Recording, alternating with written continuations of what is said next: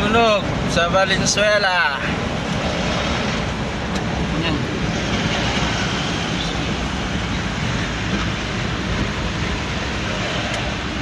Ang sunog yan. Ito nata yung napredict ni Baldwin. Laking sunog sa Valenzuela eh. Ano rin yun, tapos meron pa siya pinipitrик na sa Cavite naman. Sa Naik daw.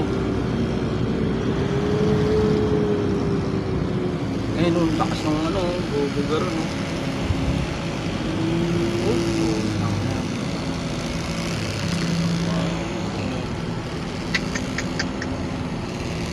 Ay mag-bless.